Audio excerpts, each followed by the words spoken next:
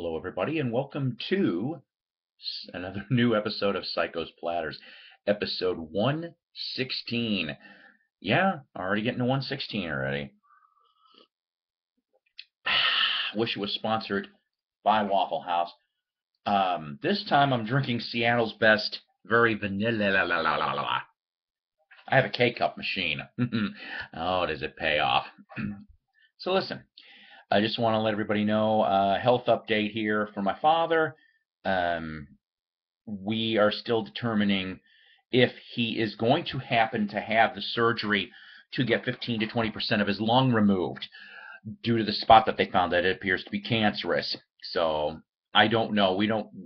The appointment for the next batch round of whatever is supposed to be soon. I hate the whole wait and see thing, but I know that goes for any health procedure, right? Right. All right, guys, but seriously, continue to have him in your prayers, VC, like you have been. I appreciate that so very much, out of all honesty.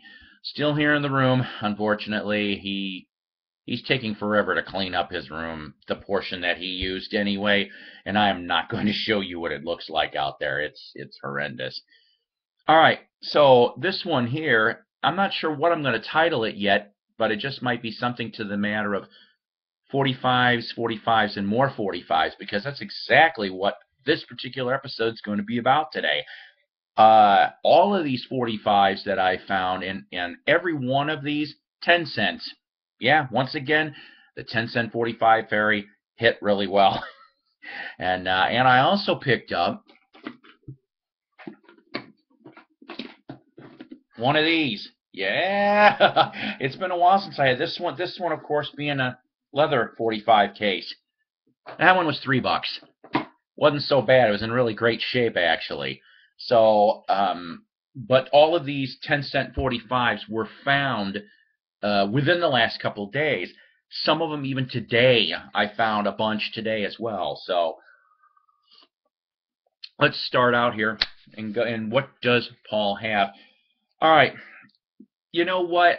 I don't know how you feel about the early 60s pop crooners. All right.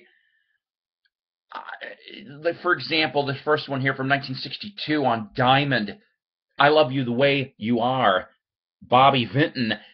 I like Bobby Vinton. Okay, this one here was a shared 45. He's on this side. The other side is You're My Girl from Chuck and Johnny. This sucker's not worth very much, and it's the only release of Bobby Vinton on Diamond in '62. I haven't had a chance to listen to it yet. I actually had the pleasure of meeting Bobby Vinton. This would have been about 10 years ago, I think. He came to the Walworth County Fair in Elkhorn, Wisconsin.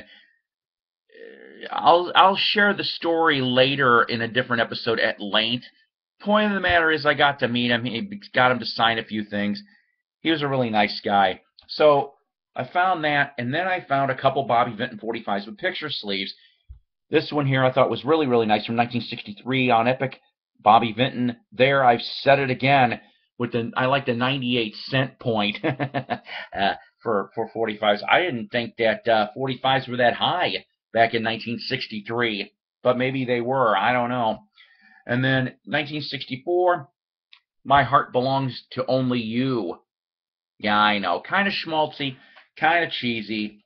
But like I said, he did have a good voice. The last hit he had was on ABC Records, Melody of Love. I don't know if you remember it. I barely remember that thing being on the charts.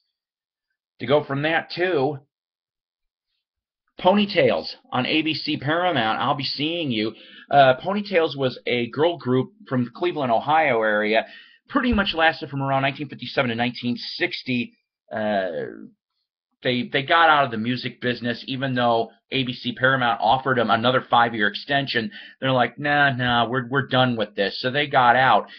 They briefly reunited for a one-shot in 1997, and ever since then, anyway, that was the last time they were together. 2 of the surviving 3 members are still alive. One of them died in 2002. This one I thought really cool from 1962, a top 5 hit for Roy Orbison, Dream Baby on Monument. You know, I like the Monument material. I do. The Sun material, the Monument material, even some of the MGM material. Really, really good. But this one here from 1962, I'll take Roy any day, honestly. All right. Remember I showed you in the last episode I found a bunch of 10-cent Elvis? I found two more 10-cent Elvises. This particular one here, excuse me, uh, was from 1956. Yeah, I know, that stupid label. I got to peel them all off. I've been trying to do that. But it's got Rip It Up. I think it's Elvis Volume 1 or something like that. That's one of the few Elvis EPs that I do happen to have an EP with the jacket on that one. This one here, I know the label unfortunately is slightly torn, but the condition of the vinyl is pretty good. Jailhouse Rock EP from 1957. Next up here, from 1964, on Chess Records, Nadine from Chuck Berry. This is actually the first hit that he had after Chuck got out of jail in October 1963. If you remember the little episode, he transported a young underage girl across state lines, which is a naughty thing called the Mann Act, M-A-N-N Act. He went to jail for a couple of years because of it, and that was the first release that he had. I like that song, actually, Nadine. All right, on Era from 1963, Walk Right In from The Moments. The Moments cut a handful of 45s. This was actually the original name, though. They later would call themselves Ray, Goodman, and Brown. This is what The Moments would morph into in the 70s. This one here, Shirley Ellis on Congress, The Nitty Gritty. Now, Shirley Ellis, original name, Shirley Marie O'Gara, as in O apostrophe Gara, like an Irish, right? But she wasn't. She actually was born in the West Indies. Yeah, you know, Shirley Ellis, the name came, Shirley. Yeah, you know the gist of this. So, and she originally was in a group called the Metronomes with her future husband on that one as well. All right. Anytime I ever find Ricky Nelson for a dime, you're damn well I'm going to get it. I found a nice, decent copy of Traveling Man. I always like Traveling Man. And as you know, he made a lot of stops all over the world. Sounds like a male gigolo. If you hear the lyrics, it sounds like it too. And of course, double-sided, Hello, Mary Lou, Goodbye Heart. Never said I could sing. But that from 1961, with who on guitar? Who played on guitar on a lot of Ricky Nelson's early hits? Who said James Burton? Yeah, James Burton, Mr. Session Guitar Player Extraordinaire, who would play with Ricky Nelson and Elvis. Yeah, I love his work. And he's a Facebook friend of mine. I love your work, sir. If you're seeing this, I highly doubt he's seeing it. But if he does, that's what I'm telling you. Everybody knows I'm a huge Monkees fan. Found a nice copy of Valerie and Tapioca Tundra on the B-side. Valerie came out in 1968, but originally it was cut in 1966, the first version of it, okay? It was put on the Monkey Show. It's a little different. I happen to like this version better. This one's what I call the faster version of Valerie. 1962, found a copy of Silver Fox himself, Charlie Rich, Sitting and Thinking on Philips International. You know, Mr. Silver Fox himself, he was associated, of course, with Sun and Sam Phillips and all that other stuff at one point or another. From 1970, King Floyd, Groove Me on Chimneyville. Now, Chimneyville was actually a label that was recorded at the Malico Studios in Jackson, Mississippi. The reason why they decided to name it Chimneyville is because after the Civil War was over with, well, they went off and that's all you could see from the decimated city was all these chimneys. It was Chimneyville. Another Charlie Rich here. The Grass is Always Greener on Groove from 1963. Produced by Chet Atkins. That's right, Chet Atkins had involvement in this one as well. Now, my last record that I happen to have, this one to me I think is halfway interesting. I have never seen this before. Give Me That Good Lovin', Bobby Lee Trammell and the Paulettes. Now, I had to do a little research, of course, on this to discover that Bobby Lee Trammell had an interesting story, so I kind of wrote this one down. You know how I am. Says here, he was born in Jonesboro, Arkansas. So down here, he's a local boy, okay? Jonesboro, Arkansas, in the early 30s. In the mid-50s, he auditioned for Sun, courtesy of Carl Perkins. Carl Perkins found him, and he's like, you know what? Go off and audition for Sam Phillips, which is exactly what happened. And so the thing is, Sam Phillips really wasn't into it really well, and so he's like, he passed on him. So he ends up. Bobby Bear finds him, or should I say, Trammell found Bobby Bear because he asked Bobby Bear if he could open his show with him for a couple songs. Bobby Bear let him.